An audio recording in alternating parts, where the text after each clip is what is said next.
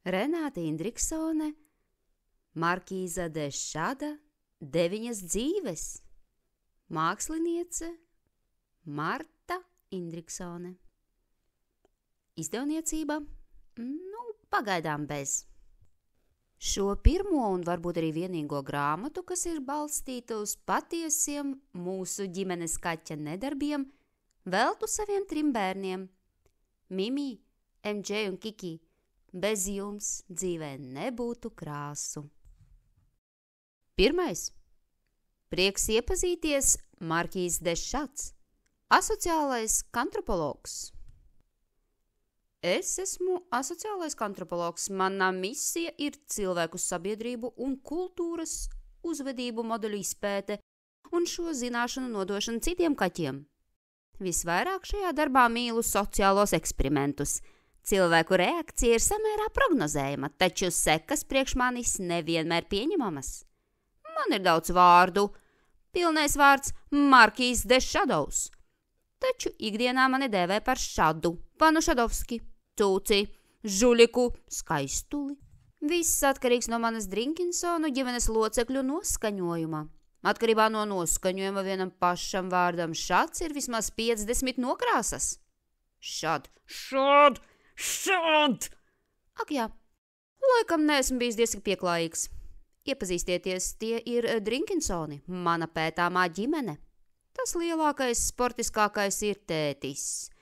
Viņa mīļākā nodarbošanās ir zvilnēšana uz dīvāna. To gan tētis atļaus tikai darbdienu vakaros un pārētam arī brīvdienās. Ko viņš dara pārējā laikā, es vēl nezinu, taču man ir zināmi novērojumi. Dažkārt tētis ierodas nomaskējies par svešinieku un pārbiedē mani līdz, pamatīgi mani pārbiedē. Un ir sasodīti grūti attīstīt pieklājīgu kaķa ātrumu uz parketa lamināta, ja tev ir nošņikāti nadziņi. Tētis savās dīvāna zvilnēšanas stundās tik labprātīgi ļaujas maniem eksperimentiem, kad dažbrīd šķiet, ka viņš man izmanto, nevis es viņu. Tā tumši blondā sieviete ar raišpilnu skatienu un austiņām ir mamma. Lielākoties viņas ausis aizsed citas ausis, kurās nepārtraukti dzirdamas cilvēku balsis. Iespējams, tas arī ir par iemeslu tam, ka mamma nedzird mani, kad pieklājīgi palūdzu viņai kādu gaļas gabalu vai olu. Lai pievērstu mammas uzmanību manam fantastiskā ātrumā strādājošajam kuņģim un iztukšotajai bļodiņai, man nākas izmantot visai primitīvas metodes. Košana kājā, leduskapja glāstīšana ar nagiem un atsevišķos gadījumos pašapkalpošanos, kad sieviete novērsusi skatienu no mana iekāres objekta. Attiecībā uz mammu man nav saprotamas 2 lietas. 1. Kā viņa spēj tik precīzi un ātri izprast, kuru no šāda 50 nokrāsām izmantot katrā no situācijām. Ja es, protams, eksperimentālā kārtā nometu krūzi no galda, tad šad skan absolūti atšķirīgi, ja krūze saplīst, bet ir bijusi tukša, vai nesaplīst, bet tajā ir bijusi kafija. 2. Kā viņa, būdama austiņās absolūti lielāko daļu gaišās dienas laika, nespēj sadzirdēt pieklājīgu atvainojos, vai varu palūgt gabaliņu jēlas vistas krūtiņas, kas tiek izteikta turpat pie viņas kājām, taču spēj sadzirdēt, kā es ar zobu, jo kā gan citādi, palīdzību pārbaudu Ziemassvētku spuldzīšu drošību un kvalitāti, kas atrodas citā istabā aiz aizslēgtām durvīm. Mamistika kaut kāda. Garākā no Drinkinsona atvasēm ir Mimi. Viņa mani reāli biedē. Absolūti neprognozējams bērns. Noskaņojuma maiņa notiek pēkšņi un bez jebkādiem brīdinājuma zvaniņiem. Vienā mirklī Mimi var mani samīļot tik stipri, ka kakla rajonā jūtu savas zarniņas, bet jau nākamajā parādīties durvju ailā pārvērtusies līdz nepazīšanai. Es jau minēju, cik grūti ir apšņikātiem nagiem skriet pa parketu laminātu un nobiedēt mani līdz pat pēdu spilventiņiem. Viņai ļoti patīk maskēties un krāsoties. Domāju, ir iejaukta ģenētika, tas viņai no tēva. Bet visādi citādi Mimi ir ok. Uz galda viņas istabā es varu atrast jebkādus instrumentus saviem eksperimentiem. Drinkinsonu puika MJs ir viens interesants eksemplārs. Pētniecības nolūkos tikai un vienīgi. Katru dienu cenšos iesaistīt viņu spēlēs un rotaļās.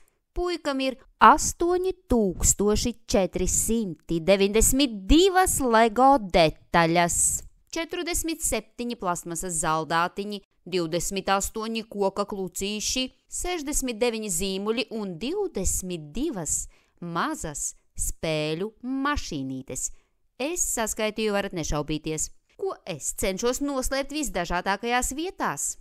Tomēr visbiežāk slēptos priekšmetus atrod mamma, kas noved pie zināmiem secinājumiem par kārtības principiem ģimenē. Un tas nedaudz traucē man fokusēties uz MJ kā pētāmo objektu. Puika nereti mēdz izdot pēkšņas skaļas skaņas, kas arī apgrūtina objekta novērošanu, jo man, īsajiem nadziņiem skrapstot pa parketlaminātu, pēkšņi ļoti ātri jādodas pretējā virzienā. Jāpajautā manam paziņam, doktorim Murkovskim, kāda ir sirdstrieku statistika Meinkūnu vidū. Ar vismazāko Drinkinsonu ģimenes locekli Kiki man nereti sanāk zināma saķeršanās. Tiklīdz iekārtojos savā novērošanas postenī, tā mazā sūdzambībele ir klāt un nodot manas pozīcijas, kad tikai un vienīgi sociāla antropoloģiska eksperimenta kārtā noguļos pie mammas kājām, kad tā gatavo vakariņas. Razbainiece tūdaļ ir klāt un sāk mani mīcīt un plūkāt. Lieki teikt, ka eksperiments tiek izjaukts. Un arī bonus, kāda nejauša gaļas gabaliņa veidā, man iet secen. Lai gan, ja runa par nelieliem bonusiņiem, kas man atlec, darošo nepateicīgo, smago, pētniecisko darbu, tad pie tiem tieku visai bieži. Tad, kad mazā rezgale ēd pusdienas savā mazajā bērnu sēdeklītī, es neatlaidīgi sekoju procesam.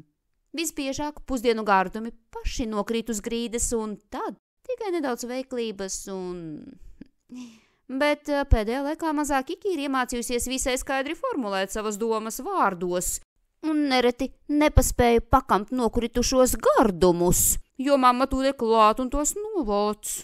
Kad tev ir 29, visur tā sieviete austiņās. Tas ir pretrunā visiem fizikas likumiem.